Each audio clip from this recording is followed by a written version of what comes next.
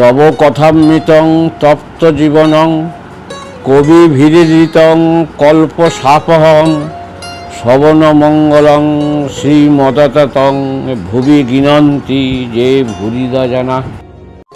আমার প্রিয় বন্ধুরা, আজ আপনাদের কাছে শ্রী শ্রী রামকৃষ্ণের অমৃতবাণী কথামৃতের কিছু অংশ পাঠ করে শোনাচ্ছি। ইচ্ছে আছে কথামৃতের পুরো বইটা একটু একটু করে পড়ে আপনাদের শোনাবো আর আমিও শুনবো। যদি ভালো লাগে তবে একটা লাইক, কমেন্ট ও সাবস্ক্রাইব করে দেবেন। আমার প্রিয় বন্ধুরা, আজ আমরা পরম পুরুষ শ্রী রামকৃষ্ণের মুখনিসৃত অমৃতবাণী কথামৃতের পরবর্তী অংশ পড়ব। আমায় বলেছিল, পৈতেটা ফেললে কেন? যখন আমার এই অবস্থা হলো তখন আশ্বিনের ঝড়ের মতো একটা কি এসে কোথায় কি উড়িয়ে লয়ে গেল। আগেকার চিহ্ন কিছুই রইল না, হুঁশ নাই, কাপড় পরে যাচ্ছে, তা পইতে থাকবে কেমন করে?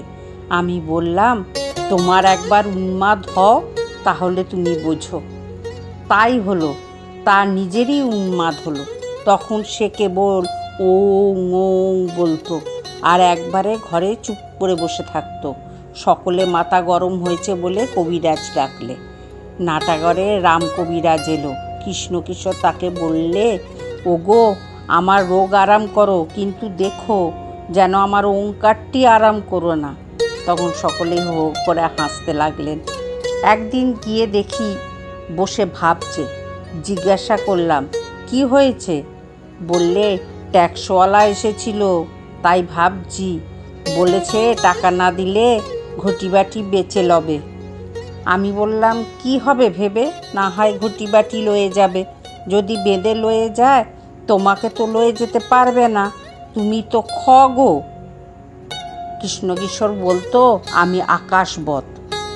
অধ্যাত্ম পড়তো কি না, মাঝে মাঝে তুমি বলে ঠাট্টা করতাম। হেসে বললাম, তুমি ট্যাক্স তোমাকে তো টানতে পারবে না। উন্মাদ অবস্থায় লোককে ঠিক ঠিক কথা, হক কথা বলতুম, কারুকে মানতাম না। বড় লোক দেখলে ভয়ও হতো না।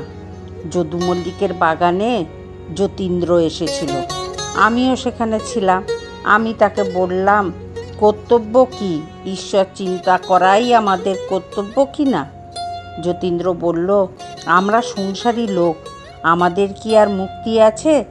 রাজা যুধিষ্ঠিরকেই নরক দর্শন করতে হয়েছিল। তখন আমার বড় রাগ হলো। বললাম, তুমি কীরকম লোক গা? যুধিষ্ঠিরের কেবল নরক দর্শনই মনে করে রেখেছ? যুধিষ্ঠিরের সত্য কথা, ক্ষমা, ধৈর্য, বিবেক, বৈরাগ্য, ঈশ্বরে ভক্তি, এসব কিছুই মনে হয় না? আরও কত কি বলতে যাচ্ছিলাম, খিদে আমার মুখ চেপে ধরলে। যতীন্দ্র একটু পরে আমার একটু কাজ আছে বলে চলে গেল। বন্ধুরা, আজ এই পর্যন্ত। আবার আমরা আগামীকাল পড়ব। আপনারা শুনবেন, কিন্তু খুব ভালো লাগবে, মন আনন্দে পরিপূর্ণ হয়ে যাবে। জয় ঠাকুর, জয় মা, জয় স্বামীজি। ওম স্থাপকায় চ ধর্মস্য সর্বধর্মস্বরূপিণে অবতার বরিষ্ঠায় রামকৃষ্ণায় তে নমঃ।